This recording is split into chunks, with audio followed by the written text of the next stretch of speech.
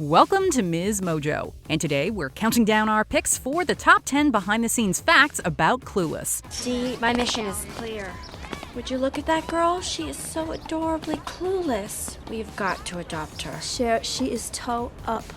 I've got an idea. Let's do a makeover. And in conclusion, may I please remind you that it does not say RSVP on the Statue of Liberty. For this list, we're looking at little-known facts surrounding the making of this hit movie. What other fun facts about the movie do you know? Let us know in the comments. Number 10. The amount of costumes. It's no secret that a big part of what makes Clueless such an iconic movie is the amazing fashion we see throughout the film. With a plethora of incredible outfits and a wide array of different plaids, it was a treat for fashion lovers everywhere. What the hell is that? A dress. Says who? Calvin Klein. There's no teenage girl who didn't dream of having Cher's closet. Except maybe Alicia Silverstone. The actress described having more than 60 outfits. While that might sound like a dream to many, she found the fittings irritating. At first, she had a hard time grasping why clothes were so important to Cher, but did admit to wanting to take all the outfits home by the end. The clothes are everything. The clothes are the star of the film, or at least the co-star. Number 9. Inspired by Jane Austen. Jane Austen's Emma provided a loose framework for writer-director Amy Heckerling when she was creating the world and characters of Clueless. The novel tells the story of Emma Woodhouse, who, much like Cher, is a confident girl living a pampered life that shields her from life's harsh realities. Excuse me, but I have donated many expensive Italian outfits to Lucy. And as soon as I get my license, I fully intend to break for animals. And I have contributed many hours to helping two lonely teachers find romance. Which I'll bet serves your interests more than theirs. As such, the titular character often involves herself in other people's business. Does that sound familiar? Dee, my mission is clear. Would you look at that girl? She is so adorably clueless. We've got to adopt her. Cher, she is toe up. Heckerling has previously said that in reading Emma, she realized how the bones of its plot could be applied to film and television. While Clueless and Emma might not initially seem like they have much in common, there are a lot of similarities beneath the surface in terms of themes and character development. She's nice. Project. Number 8. Virgins who can't drive. Everyone remembers the cruel moment where Ty insults Cher's lack of experience. You're a virgin who can't drive.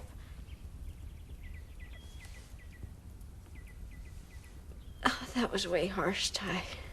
Well, it turns out that Amy Heckerling drew from personal experience there. Speaking to Interview magazine, she explained, quote, "I was the last American virgin. I didn't know anybody who didn't have a boyfriend when I still didn't, and I failed the driver's test 5 times. Failed? Well, can't we just start over? I mean, I'm kind of having a personal problem. My mind was somewhere else. I mean, you saw how that biker came out of nowhere, right? Funnily enough, the late Brittany Murphy once revealed that she was just as inexperienced when she delivered the line. And that's not the only part of her own life that Heckerling incorporated. The scene where everybody loses their mind as Dion accidentally gets on the freeway came from how much she dreads doing so herself. Instead of letting past insecurities get her down, the writer-director turned them into comedy gold. Boy, getting off the freeway makes you realize how important love is. After that, Dion's virginity went from technical to non-existent. Number 7. The Rollin' with My Homies dance. It's hard to hear Coolio's Rollin' with My Homies and not instantly picture the move Elton teaches Ty as they sing along to the tune. Can you do this? Rollin' with the homies. Rolling with the homies. Yeah, let's do it. You ready? It's a relatively quick moment in the film, but it left a lasting impression on the audience. The actor behind Elton, Jeremy Sisto, has said that people often bring it up when they meet him. Do you remember that song that was playing while we danced? Remember that? You know, the Rollin' with the homies. Yet he explained that it actually wasn't a choreographed move. That's right, he winged it. He said, quote, "I did my go-to, funny, whatever I thought was a douchey dance at the time. I remember being kind of uncomfortable about it because I was awkward about dancing." Well, he made it look perfectly natural. I knew it. Oh, you knew what? You were totally sprung on me. Number 6. Josh's KU hat. Everybody knows Paul Rudd as the lovable guy that doesn't age, who brilliantly brought Josh to life in Clueless. But what some fans might not know is that he attended the University of Kansas, and he holds his alma mater close to his heart. In fact, the KU hat Josh is seen sporting throughout the movie belonged to Rudd himself. They incorporated it into his character's wardrobe at his request. You look like Pippi Longstocking. You look like Forrest Gump. Naturally, he gave it to the costume department for safekeeping. Yet, funnily enough, he has no idea where it ended up. Oh, okay, so everything is all my fault. I'm always wrong, right? Such a brat. That's right, Rudd hasn't seen his beloved hat since the movie wrapped. He definitely made his school proud, though. Some people are not lucky enough to be as naturally adorable as you are. Stop it. You're making me blush. Number 5. The Road to Clueless. Getting Clueless made was a complicated process. Amy Heckerling's original idea was actually for a Fox TV show called No Worries. It was then decided that it should be a movie, and 20th Century Fox purchased it. But the path forward was still far from simple. Heckerling explained that the executives wanted her to make a lot of changes. Let's do a makeover. No. No. Oh, come on, let us. Namely, they didn't think a film centered around a teenage girl would work, and didn't want Cher and Josh to be ex-step-siblings. What followed was a period plagued by rejection. I felt impotent and out of control, which I really hate. I needed to find sanctuary in a place where I could gather my thoughts and regain my strength. Eventually, Scott Rudin signed on as a producer. The film found a home at Paramount, and Amy got to tell the story her way. I am just not interested in doing it until I find the right person. You see how picky I am about my shoes, and they only go on my feet. Plus, the movie's astronomical success actually spawned a TV show by the same name. Number 4. Reese Witherspoon could have been Cher.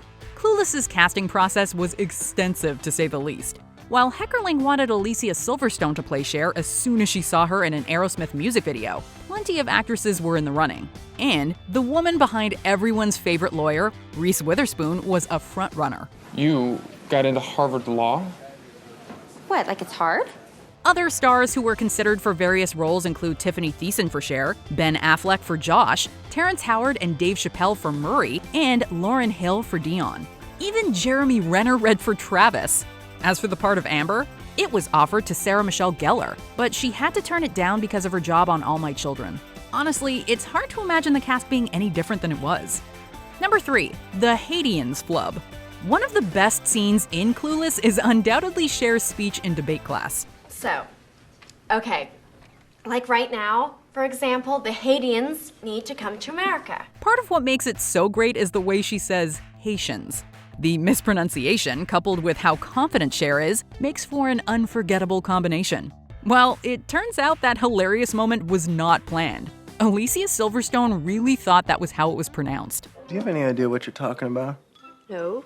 Why do I sound like I do? Amy Heckerling realized that while technically incorrect, the way she said it was perfect for the character, so she didn't let anyone correct her. She told Vogue, quote, "I didn't want her to know that she had it wrong. I wanted that assurance without her thinking this is funny or a joke, which changes how you say things." We're certainly grateful Heckerling recognized the magic in the mistake.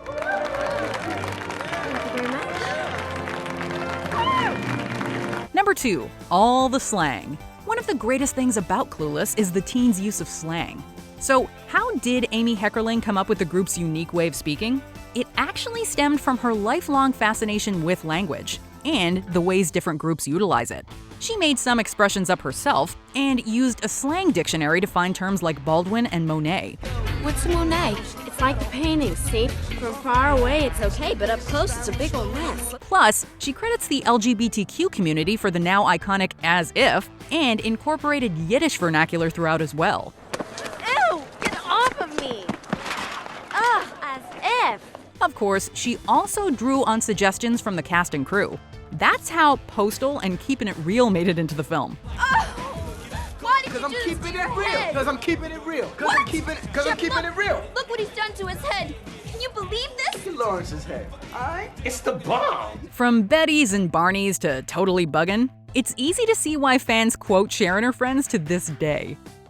Before we continue, be sure to subscribe to our channel and ring the bell to get notified about our latest videos. You have the option to be notified for occasional videos or all of them. If you're on your phone, make sure you go into your settings and switch on notifications. Number 1. The yellow plaid outfit. Who could ever forget the yellow plaid ensemble Cher dons?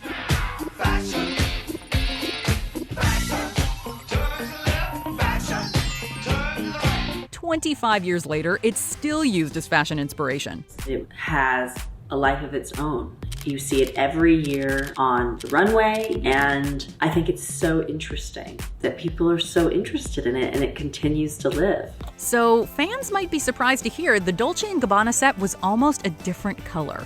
Speaking to Vogue, Alicia Silverstone explained that there were also blue and red versions of the look. So why the yellow one? It's a nod to a schoolgirl uniform, but in an elevated, chic, very high fashion way. In an interview, costume designer Mona May elaborated on the choice. She said, quote, "We tried a blue suit, which was just great with the blonde hair. We tried a red suit, which was a little bit trying too hard. And when she put the yellow one on, it was like, yes! That yellow was like a ray of sunshine, like she was the queen. The rest, as they say, is history." Do you agree with our picks? Check out this other recent clip from MsMojo. And be sure to subscribe and ring the bell to be notified about our latest videos.